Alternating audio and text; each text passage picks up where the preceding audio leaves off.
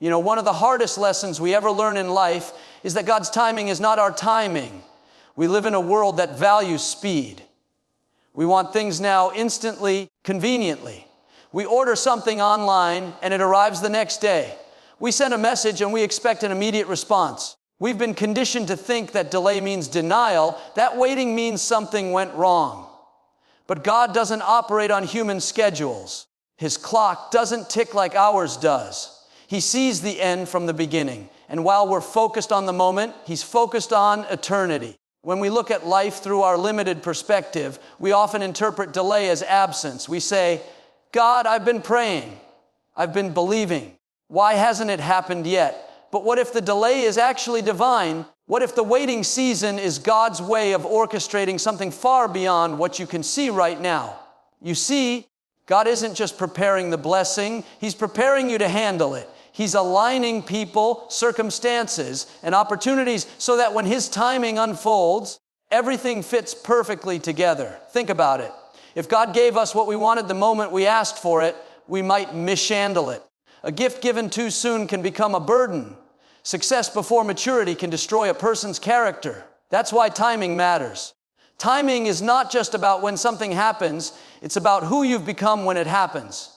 A premature answer might satisfy your emotions for a moment, but it won't sustain your destiny. God's delays are often His protection. He's not saying no. He's saying, not yet. I'm still working on you. This is where faith becomes more than a religious concept. It becomes a mindset. Psychologically speaking, the ability to delay gratification is one of the greatest indicators of long-term success. It's the discipline to hold steady when everything in you wants to move ahead. Spiritually, it's the same principle. Trusting God's timing builds spiritual maturity because it forces you to surrender control. It requires humility, the recognition that we are not the masters of time, but participants in a divine narrative much larger than ourselves.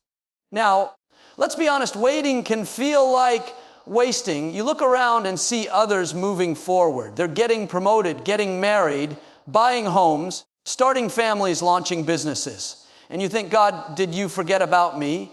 But what you don't realize is that while others may seem ahead, you're being developed in silence. God does some of His best work in hidden seasons. David was anointed king as a young shepherd boy, but he didn't step into the palace right away.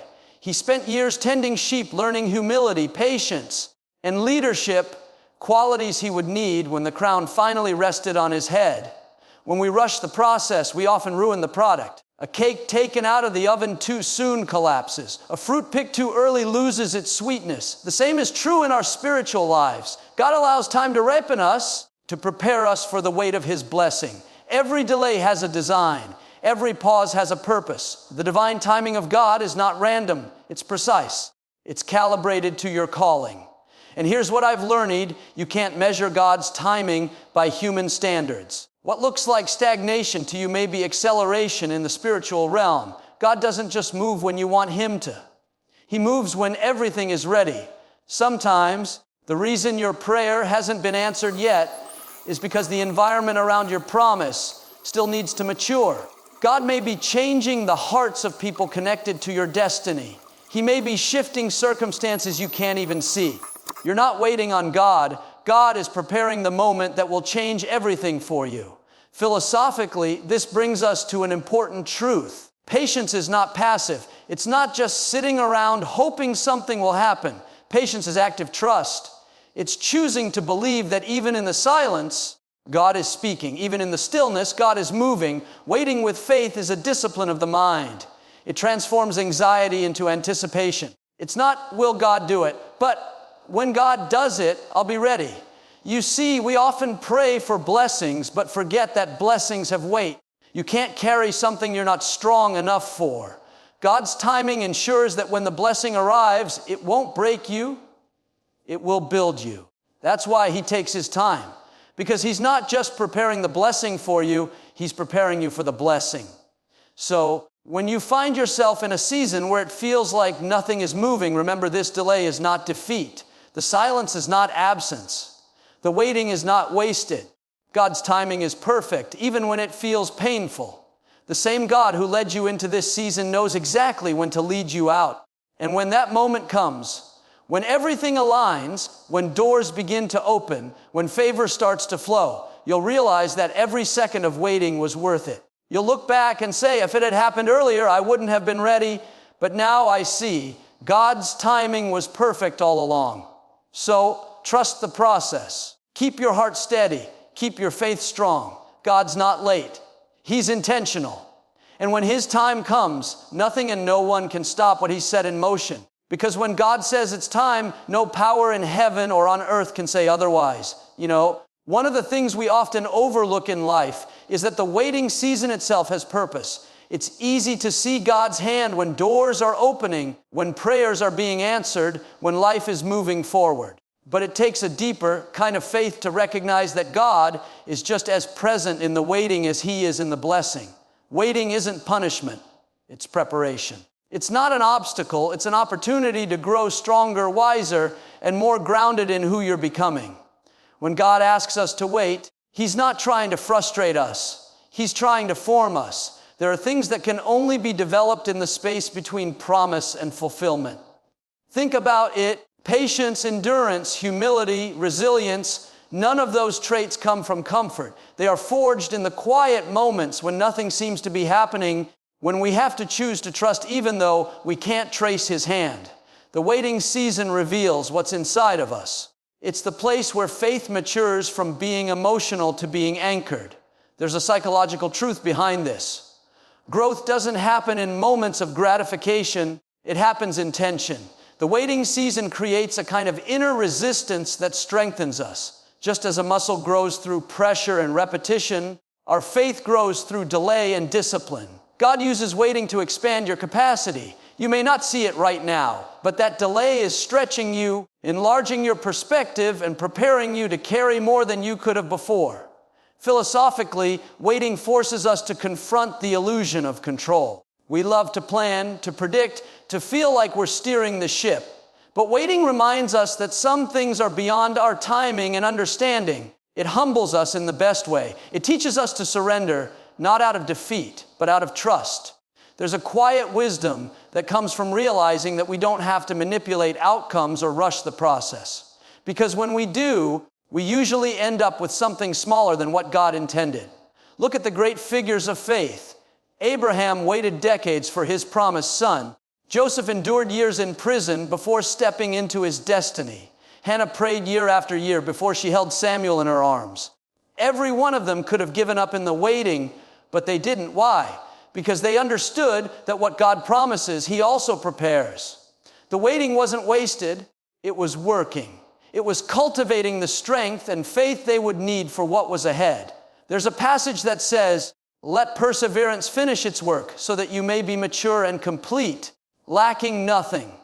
That means there's a kind of wholeness that only comes when you allow the process to do its work. The waiting season refines your motives.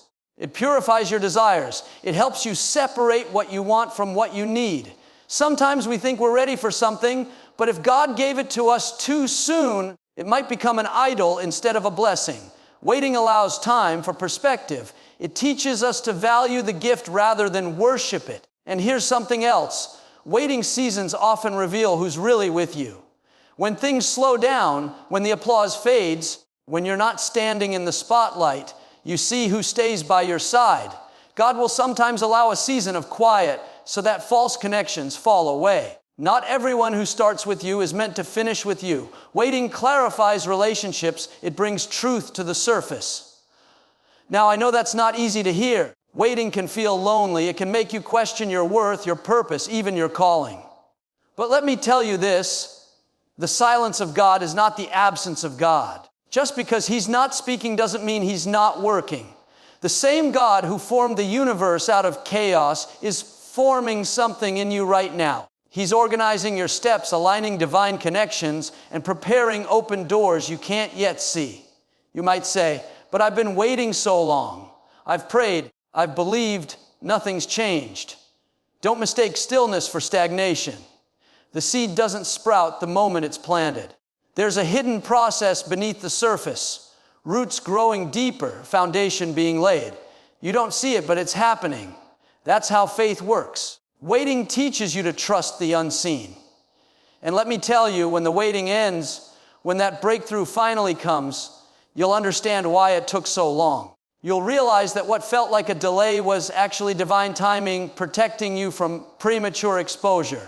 You'll be stronger, more grounded, more capable of handling the blessing when it arrives. So don't rush the process. Don't resent the waiting. Embrace it. Learn from it. Let it shape you. Because the waiting season isn't empty. It's sacred. It's where destiny takes root. Every great thing in life, whether it's a relationship, a career, a dream, requires incubation. It takes time for greatness to grow. And while you wait, don't waste it. Use that time to worship, to learn, to serve. The more you invest in your preparation, the more powerful your breakthrough will be. Remember, God doesn't waste time. He redeems it. Every moment of waiting becomes fuel for the future He's preparing for you. So, if you find yourself in that between space, between promise and fulfillment, don't despair, stand firm. Keep your heart open. Keep your faith alive. Because one day soon, you'll look back and say, now I understand. The waiting wasn't a setback. It was my setup. The wait was never wasted. It was the workshop where God built the version of you that's ready for what comes next. Faith in the middle of uncertainty. That's where real trust is proven. It's one thing to believe when life is moving smoothly, when the signs all point in your favor, and when the path ahead looks clear. But it's another thing entirely to believe when nothing makes sense, when the door you were sure would open stays closed, when the silence from heaven feels deafening. That's where faith grows its deepest roots, not in clarity, but in confusion, not in comfort, but in chaos. Because faith isn't just believing that God can, it's trusting that God will, even when there's no visible evidence to support it.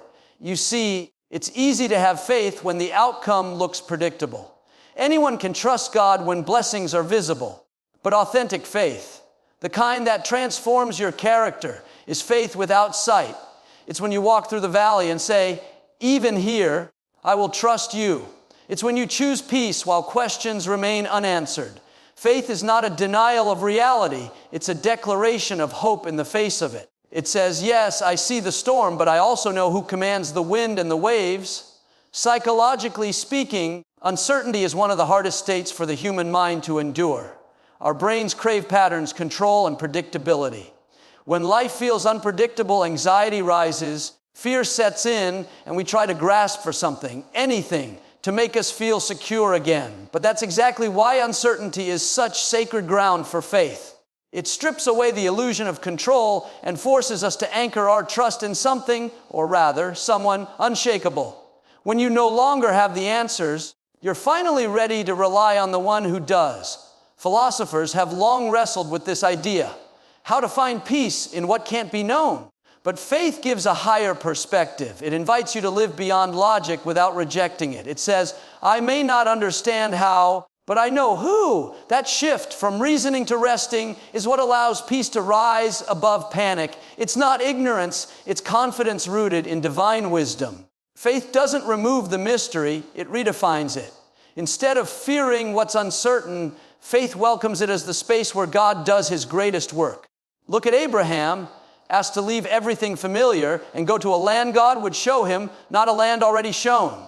God gave him a promise without a map. That's faith in the middle of uncertainty. Or think about Joseph, falsely accused, imprisoned, forgotten by the very people he helped, yet somehow he never stopped believing that God's purpose was unfolding. And when the time was right, every setback became a stepping stone to the palace. The same God who was with Joseph in the prison was with him on the throne. The location changed, but the presence remained constant. That's what you need to remember. God's presence doesn't disappear in uncertainty. It's simply disguised in the process. The waiting room of life is often the birthplace of miracles. It's where God strengthens what you can't see yet, your faith, your resilience, your capacity to endure. If He showed you everything at once, you wouldn't need trust. And without trust, you'd never experience the power of faith. Faith in its purest form is a choice. It's choosing to believe before there's proof. It's the decision to keep walking even when you can't see the road ahead. It's saying, God, I don't understand this, but I still choose you. That kind of faith moves mountains, not because of its size, but because of its surrender. Faith isn't measured by how loudly you declare your belief. It's revealed in how quietly you continue to walk forward, even in the dark. And here's something powerful. Uncertainty is not your enemy. It's your invitation. It's God's way of saying, trust me beyond what you can explain. Every great move of God begins with uncertainty. When Peter stepped out of the boat, the water didn't turn solid first. He had to step before the miracle happened. That's the nature of faith. The miracle always meets you in motion. God won't always give you the full picture because He wants to build your trust, not your certainty. So when life feels uncertain, when you're caught between what was and what's next, resist the urge to retreat. Don't let fear dictate your steps. Keep moving, even if you have to move trembling. Faith doesn't mean you never feel afraid. It means you don't let fear make your decisions. Every time you choose faith over fear, you grow stronger, more aligned, more anchored in who God made you to be. And let's be honest, uncertainty will come again and again in life. But each time it does, you'll be a little more steady, a little more grounded. Because once you've seen God's faithfulness in one storm, you stop doubting His presence in the next. You begin to understand that His silence is never absence, and His mystery is never neglect. He is faithful even when you can't feel Him, working behind the scenes, turning confusion into clarity, pain into purpose, and uncertainty into unfolding destiny. So the next time you find yourself in that fog of not knowing, take a breath. Remember, the same God who started the work will finish it. You don't have to see the whole path to take the next step. Just walk by faith, one moment, one decision, one prayer at a time. Because faith isn't waiting for the storm to pass. It's learning to walk confidently while the wind is still blowing, trusting that every uncertain step is guided by an unchanging God. There comes a moment in every journey of faith when God says, now. After the waiting, the refining, the trusting in silence, the season shifts. What once felt still begins to move. The prayers you whispered in the dark start to take shape in the light. This is the moment where everything that's been promised begins to unfold. It's not random. It's not luck. It's divine timing meeting divine readiness. The wait is over, not because finally decided to move, but because everything He's been preparing, both around you and within you, has aligned. So often, we think of breakthroughs as sudden, as if they just appear out of nowhere. But in truth, every breakthrough is the visible result of what God has been doing invisibly all along. The process of waiting, trusting, and staying faithful wasn't wasted time. It was groundwork. You were being positioned for this very moment. The strength you developed in your waiting is the same strength you'll need to sustain your blessing. The patience, the resilience, the humility, they weren't accidental qualities. They were essential preparation for what's about to unfold. When God says the wait is over, it doesn't mean life will suddenly be effortless. It means the season of struggle has produced enough strength for you to step into what's next. You're ready now in a way you weren't before. You see, God's timing is not just about when something happens. It's about who you've become when it does. The same door that would have overwhelmed you 2 years ago is now the door you can walk through with confidence and wisdom. What once intimidated you now feels like the natural next step. That's how you know the wait is over. Psychologically, we often underestimate the role of readiness. We pray for opportunities, but many people aren't prepared for what they're asking for. Desire without development can destroy destiny. That's why God doesn't just answer your prayer. He grows you to the kind of person who can carry the answer responsibly. Every delay, every disappointment, every detour has been shaping you. What felt like resistance was actually refinement. God was chiseling away everything that couldn't go with you into the next season. Philosophically, this moment, the fulfillment after the wait, reminds us that life unfolds in cycles of becoming. The waiting season and the breakthrough season are not opposites. They are partners. Waiting taught you endurance. Breakthrough calls you into action. One season prepared you for the other. If you had skipped the waiting, you would have missed the wisdom. But now, because you've walked through the process, you can handle the promise with maturity, not just excitement. You don't just celebrate what God has done. You understand why He did it the way He did. When God declares that the wait is over, He's not just giving you a blessing. He's releasing you into purpose. The time of preparation has matured into activation. What you've prayed about, cried over, and believed for is ready to manifest. But here's the key: when the door opens, don't hesitate. Don't second guess it. Don't let fear whisper, "What if I'm not ready?" You are ready, because the same God who orchestrated the timing also equipped you for the task. The moment you step forward in obedience, grace meets you there. The power of faith doesn't stop at believing, it culminates in moving. Think about the people in Scripture who had to step when God said move. Moses had to lift his staff before the Red Sea parted. Joshua had to march around the walls before they fell. Peter had to cast his net again, even after a night of failure. Action activated the promise. When the wait is over, you can't stay in the posture of passivity. The time for patience gives way to the time for purpose. God opens doors, but you still have to walk through them. There's also a psychological shift that happens in this moment. When you've been waiting for a long time, you can get comfortable in the waiting. You adapt to it. The stillness becomes familiar, even safe. But stepping into the promise requires courage. It requires a willingness to release the identity you built in the waiting season and embrace the one God has been preparing for your new season. Change is uncomfortable, even when it's good. That's why faith is still necessary when the wait is over. You need faith not only to endure the waiting, but also to embrace the fulfillment. And as you step into this new chapter, remember, God's blessings are not rewards for endurance. They are assignments for purpose. You've been entrusted with something sacred. The same way you were faithful in the silence, be faithful in the success. Keep your heart humble, your spirit teachable, and your focus clear. Because when God brings you into a new season, it's not just about what you receive. It's about who you become and how you use what He's given you to bless others. So don't be surprised when doors open quickly, when favor starts flowing, when what you've dreamed about starts happening faster than you imagined.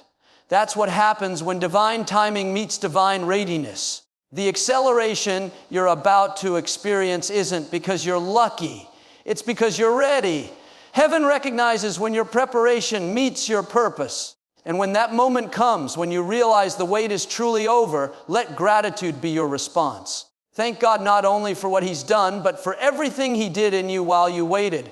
Because now, as you step into your promise, you'll see it clearly.